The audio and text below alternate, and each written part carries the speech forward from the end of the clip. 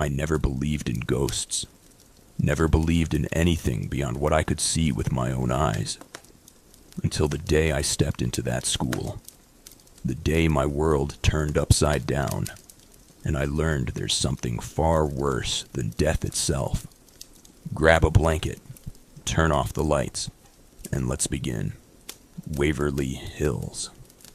The name alone sends a chill down my spine. This once grand building in Kentucky was a tuberculosis hospital in the early 1900s. But that's not the part that haunts me. No, it's what happened after that. When it was turned into a school for troubled kids, I didn't know it. But I was stepping into a place that had tasted death. And now, death was craving more. I still remember the first day walking in, feeling like I'd stepped into a place that didn't belong in the world of the living. It wasn't just the cold that hit me, or the eerie silence. It was the smell. A putrid, decaying scent that seemed to cling to the very walls. The kind of smell you'd expect in a place where 60,000 people died from tuberculosis. One day, in the middle of a history class, something happened. A shadow moved across the back of the room. My teacher, Mr. Davidson, froze, eyes wide, face pale. He whispered, "Did you see that?" We all saw it. A faint, ghostly figure moving by the window. But when we went to check, nothing. The windows were locked, no one outside, just silence. And then, the whispering started. First, it was just a low hum. But over the next week, it grew louder. Always coming from the halls, always close, but never in a place you could pinpoint. I wasn't the only one to feel it. Teachers heard footsteps that weren't theirs. Children saw faces in the glass. Faces that weren't supposed to be there. And the smell, it followed me. I could never get rid of it. I still haven't. And to this day, I know the spirits of Waverly haven't moved on. Centralia, Pennsylvania. A town abandoned to the flames. Not metaphorical flames, real ones. A coal mine fire that's been burning since 1962. But what if I told you the fire wasn't the only danger lurking under the surface? I didn't believe the rumors at first. I thought the stories of people disappearing and dying in sinkholes were just exaggerations. But when I arrived at the now closed Centralia school, that's when everything changed. There was a thick, toxic smoke that seemed to seep into everything, into your lungs, your clothes, your very soul. But it wasn't the smoke that made me run. It was the ground. It was alive. I felt it shift beneath my feet, like the earth itself was swallowing everything whole. One day, a sinkhole opened up right outside the school while we were in class. The ground cracked, and before anyone could move, a giant chunk of earth swallowed one of my classmates whole. Just gone. Disappeared into the blackened depths. But that wasn't the end. We all heard it. The sounds of explosions, the thick, suffocating gas that leaked through cracks in the walls.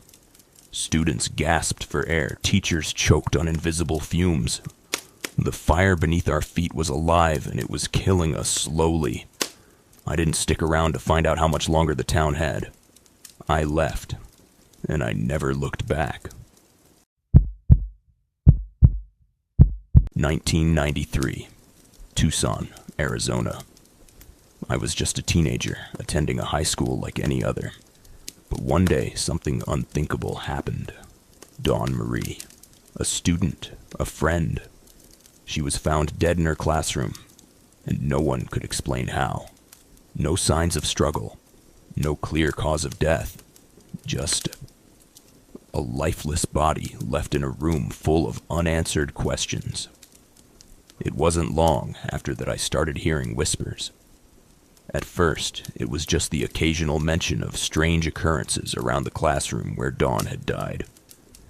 People talked about hearing whispers, her voice calling their names. But then it happened to me. One night, as I was walking by the classroom, I heard it. A faint whisper. A voice. Help me.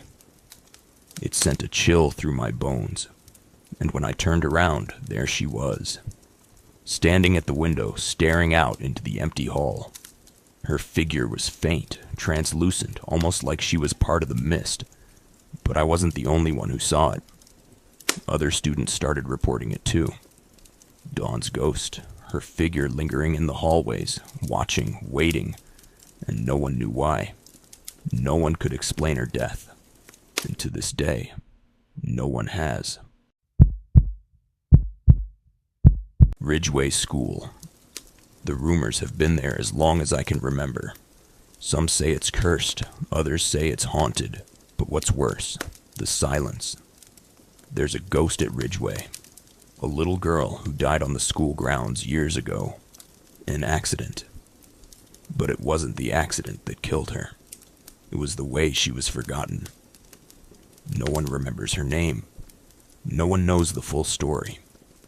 But I'll never forget the night I saw her. It was late. The school was empty, except for a few students who stayed after hours. And as I walked down the hallway, the temperature dropped. I could see my breath in the air. The sound of footsteps echoed behind me. But when I turned around, there was no one there. But that wasn't the worst of it. In the darkness, I heard her. The softest giggle. The sound of something, someone moving behind me. And when I turned, she was standing there. Her face pale, eyes empty, staring at me like I was the ghost. I ran. I've never been back to Ridgeway since that night. I don't think I ever will.